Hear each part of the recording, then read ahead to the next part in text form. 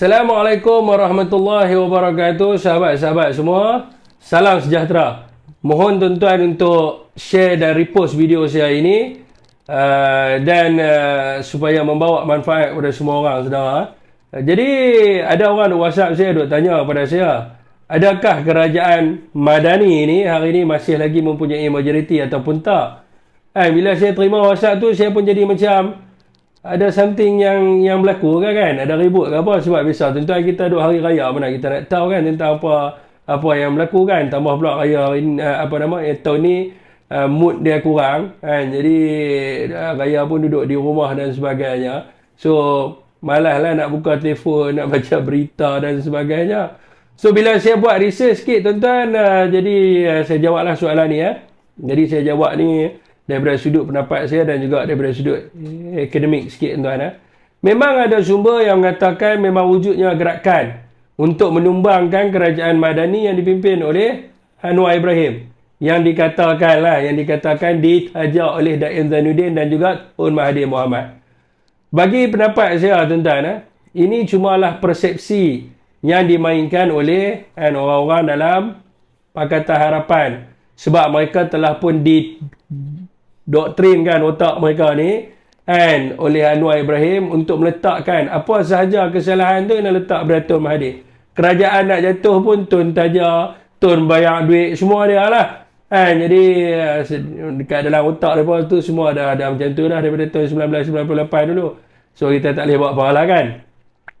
Dan sekiranya benarlah wujudnya tajaan ini, so ia tak jadi masalah. Apa daripada kata rasuah apa semua pula, tak jadi masalah. Bukannya dapat projek apa pun. Jadi dia hanya menderma lah kiranya, taja untuk kepada orang-orang politik, taja dalam pilihan raya. Yang ni tak dikira sebagai rasuah sebab dia tak dapat habuan apa-apa. Dia hanya sekadar orang kata apa, menderma je lah tuan-tuan. So di Malaysia juga tidak mempunyai sebarang undang-undang untuk menyekat ataupun apa-apa undang yang berkaitan lah untuk pendanaan politik dan sebagainya ni. Semua orang boleh menerima dana politik dan sebagainya. Dan kepada orang yang terima tu juga, dia tidak menjadi satu kesalahan pun. Sekiranya dia terima dana tersebut dan orang yang menyumbang juga tidak salah. Sebab apa tuan-tuan? Dia tak dapat habuan macam saya cakap tadi. Dan kalau kita tengok sendiri, semua orang terima pendanaan politik. Orang PKR, orang DAP pun terima juga. Mereka dapat sumbangan macam-macam lah. Sumbangan helikopter lah, billboard lah, waktu menghadapi pilihan raya umum yang ke-15 yang lalu. Soal tajaan ini bagi saya bukan satu benda yang penting lah. Di mana yang paling penting adalah untuk kita tengok apabila sumber itu mengatakan Anwar Ibrahim telah hilang sokongan majoriti. Ini yang lebih penting lah. Yang mana tuan-tuan, saya ada baca lah beberapa keratan akhbar yang mana Anwar menyuruh Wee Ka Siong dan juga Fazilah lah untuk mengeluarkan kenyataan akhbar yang menyatakan sokongan mereka kepada Anwar Ibrahim. Dan sumber yang dikatakan ini hanyalah ura-ura lah, hanya fake news dan sebagainya. Bagi penyokong Anwar yang tidak berpendidikan, mungkin bagi mereka ini menunjukkan kestabilan itu wujud. Dan bagi investor, pelabur dan pihak-pihak antarabangsa serta orang-orang di Malaysia ni yang cerdik pandai, mereka merasakan sekadar suruh Fazilah dengan Wee Ka Siong keluar kenyataan, ia tidak cukup dan dia bercanggah dengan perlembagaan itu sendiri. Sebab apa saudara? Sebab sumber ini mengatakan ada 126 MP ataupun ahli parlimen yang telah pun menyatakan sokongan kepada seseorang yang dikatakan daripada Parti Perikatan Nasional. Tapi dia tak bagi tahu siapa dia. Dan dia bagi tahu memang wujudnya SD yang telah pun ditandatangan sebanyak 126 untuk membuktikan perkara yang dikatakan tersebut. Kalau kita pergi kepada akademik sikit tuan-tuan, di dalam perkara 43.4 Perlembagaan Persekutuan menyebut sekiranya jika Perdana Menteri tidak lagi mendapat kepercayaan majoriti ahli Dewan Rakyat, maka Perdana Menteri hendaklah meletakkan jawatan Jemaah Menteri, melainkan jika atas permintaannya Parlimen dibubarkan oleh Yang di-Pertuan Agong. So tuan-tuan, dekat sini kita tengok tuan-tuan, sokongan kepada Perdana Menteri ini haruslah datangnya daripada setiap orang MP-MP ni. And kena datang daripada setiap orang ahli parlimen yang menang dalam pilihan raya. Bukannya individu-individu yang tertentu. Macam Fazilah ke, macam Wee Ka Siong ke, dia tak boleh. Dia mesti datang daripada keseluruhan ahli parlimen.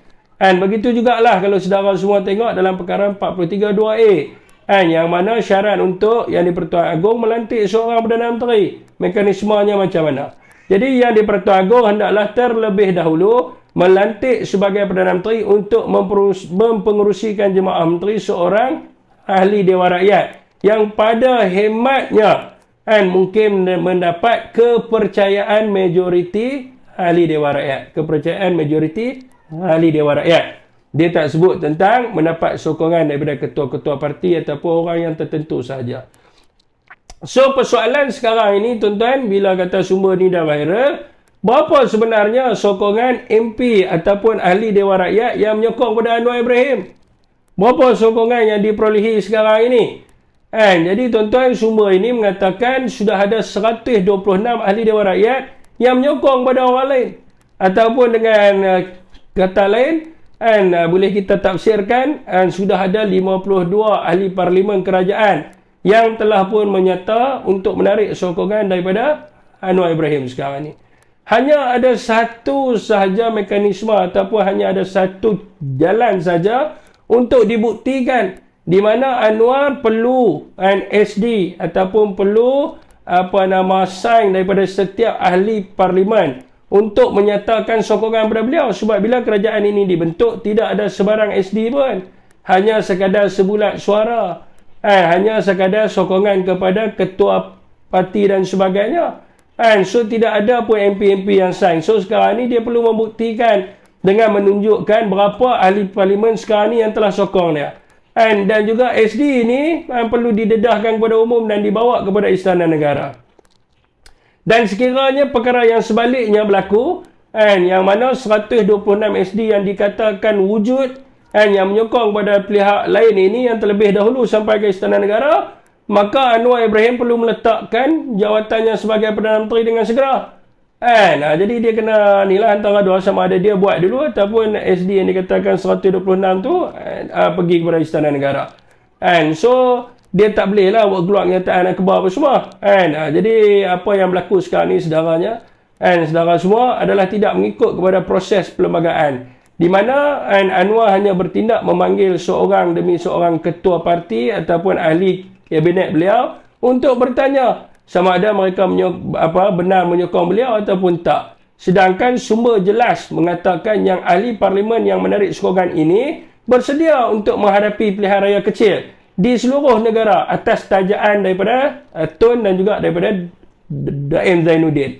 So, kalau kita tengok sekarang ni, apakah retorik dan drama yang cuba dimainkan oleh Anwar Ibrahim untuk memanggil ketua parti? Sebab dia tidak membawa sebarang makna apa-apa, kecuali beliau memanggil semua ahli parlimen ataupun MP-MP dan menghimpunkan setiap SD yang mempunyai tanda tangan mereka secara individu. Apapun rakyat sentiasa mendoakan agar kerajaan Madani ini tidak bertahan lama kerana rakyat dah tertekan, rakyat dah terbeban dan sebagainya.